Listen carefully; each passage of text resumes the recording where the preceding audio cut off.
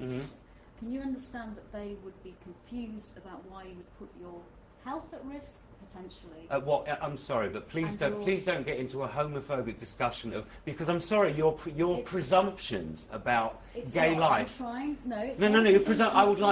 really like to. It's trying to explain to people. No, I'm sorry, I'm not here to talk about this. We can talk all night if you want to about how dangerous it is to go to a bar or a pub or an ordinary club in life these days. And I'm saying that I have been doing this on and off since I was a teenager and never once seen violence. If I want to see violence or what I call shameful behaviour, the idea that women in clubs these days have to hold their hand over their drink for fear of being drugged, please don't tell me as a member of the straight community that I am taking risks. I know what I do.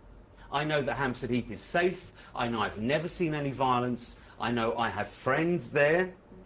I know that to a gay person in London, it's one of the actual parts of a gay environment. And I'm sorry, but we should not be taking questions like this from straight women in particular, or males. But gay people, very few gay people are internally homophobic enough to say, we don't want to be represented like this. But neither you or I can speak for other gay people. No, we can't. But what I can say is, I do not deserve the criticism, let alone from gay people. No, I'm saying you're trying to understand why people don't understand. And I've already said, right, I understand people not understanding. Right? I have total respect for that. What I don't have respect for is some demand for answers from an openly gay man who's living his own life. I'm not lying.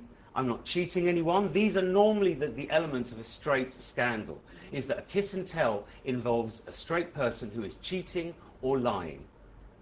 I have not cheated or lied about my sex life to anybody in my life, in my entire life. So I really resent, after all this time, with the openness I showed in 1998, with the changes in the law, which actually acknowledge that cruising is part of gay culture, I am seriously not prepared to defend my community against the misunderstandings of straight people. I don't expect straight people to understand. I expect straight people to be tolerant in the way that they are on television and radio, in the media, in the press. And at the moment, I have no legal protection against words like depravity and shame. My point today is to say, I've had enough of that. I'm going to start suing. My lawyers have been instructed to look at the various publications who aid Mr. Murdoch when he goes for me. And I'm suing the individuals who created the story, i.e. the two photographers who took a picture of me on my way back to my car last week, and no more, no less. The two photographers and the individual, whether he's a fantasist or an opportunist, I am going to sue. The press, I hope to sue. With all due respect, we have covered that. You have said that. We've covered that ground. Getting back to...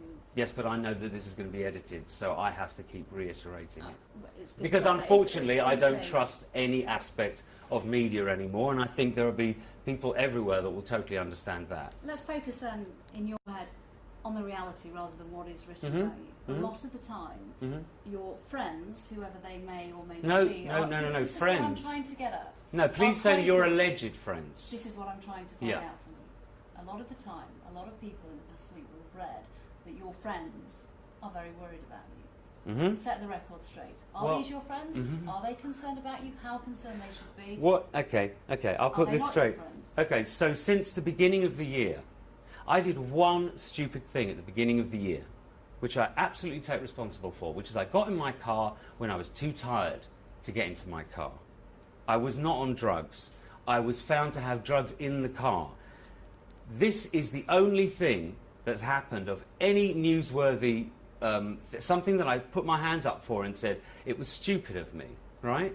I was not unfit to drive, but it was stupid of me to get in the car. The police did not find me unfit to drive. The perception,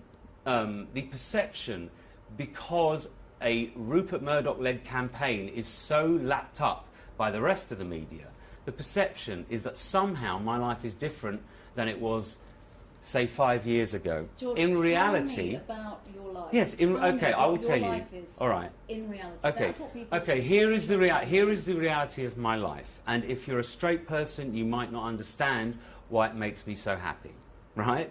But I think most men, if I explain this to you, I think most straight men, at least, are going to understand why I'm a happy man, right? I have a career that I love. I live in the most beautiful house I've ever seen. I have a wonderful partner of 10 years who not only gives me affection every day of my life, but also has no problem with me having extracurricular sex, as it were. I get to do that whenever I want. Now, how many men on this planet, given the job they want, the house they want, the partner they want, and the sex they want, have a right to complain? I'm a very, very happy gay man. The fact that I'm portrayed as some kind of loser by straight society is their problem. My problem is that I'm expected to live with people lying constantly. One lie laid on top of another lie, laid on top of another lie, and say nothing. What about your friends? Your friends, the people you class as Okay, all right. We've asked that. Shall I answer that in?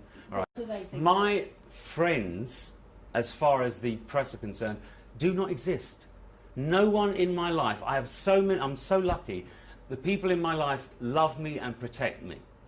The press can write what they like in the modern day context of news and use the word source, onlooker, friend. All of these things are indefinable, and they don't have to prove where these things come from. There is not one friend in my life that worries for me, that's seen me in the last year. They've seen me and they know I'm fine. They know the only thing that's wrong with my life is that I have, as a result of this campaign by Mr. Murdoch, have lived with photographers outside my house and following me around 24 hours a day for nearly 6 months. That is the only bad thing about my life. Other than that, I'm getting ready for a tour.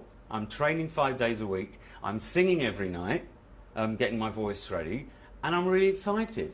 But I'm being dragged away from that to once again say, people are lying about me and I've had enough. You know, so as of next week, a lot of people will be getting writs, and something I never wanted to do, but I'm being cornered into it, really. So I just want people to understand that I have had enough of this, and that I will be suing the individuals who've decided this story is true, or the several stories that have been written this week are true.